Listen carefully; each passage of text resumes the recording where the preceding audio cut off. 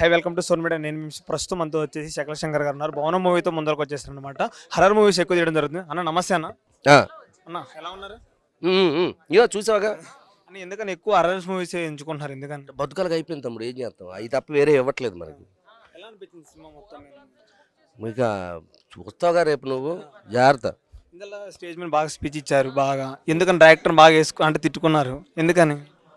అంటే చాలా బాగుంటుంది, చాలా బాగా వచ్చింది కదా మూవీ. అంటే సూపర్, అంటే బాగుంటుంది. మూవీ అవుతుంది అన్ని మూవీల మీద.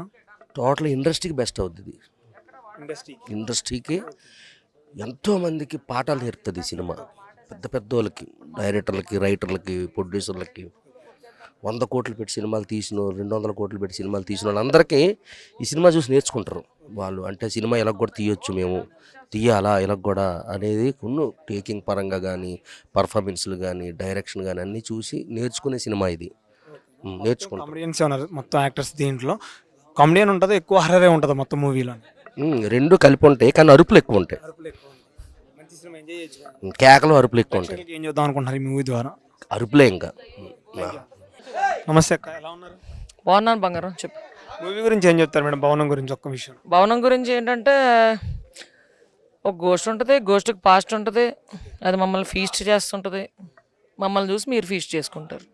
అయితే ఇందులో శకల శంకర్ గారు కూడా డైరెక్టర్ గురించి చాలా మాట్లాడారు, చాలా ఇబ్బంది పెట్టారని. వాటి మీద మీ ఉద్దేశం? అలా ఏం లేదు, ఊరికే ర్యాగింగ్ చేస్తుంటాం అంతే. అంతే. అప్పుడు కూడా అంతే. పాప ఆయన చక్కగా టోపీ పెట్టుకుని అలా నవ్వుకుంటూ వచ్చేది చెప్పేవాళ్ళు, మేము ఏడిపించేసేవాళ్ళం. ఇంతమంది గోళ 100 కింద ఉండేవాళ్ళం మేము. అలాగా చేయికి ఫ్రాక్చర్ అయింది, సర్జరీ చేశారు, రాడ్లు తీశారు. వచ్చేస్తాం కదా, అది తీసి 3 రోజులు అయింది.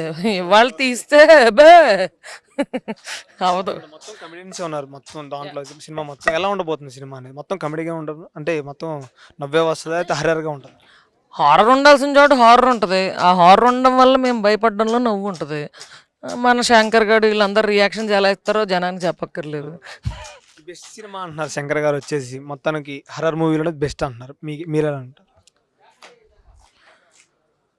Depends on the taste of the audience. ఆడ అలాగే చేస్తాడు, ఆడ అల్లరి అలాగే ఉంటుంది. ఏం చేద్దాం అనుకుంటున్నారు మేడం భవనం తరపున? హ్యాపీగా వెళ్ళి చూసి ఎంజాయ్ చేయండి, హ్యాపీగా నవ్వుకోండి అంతే. బాయ్.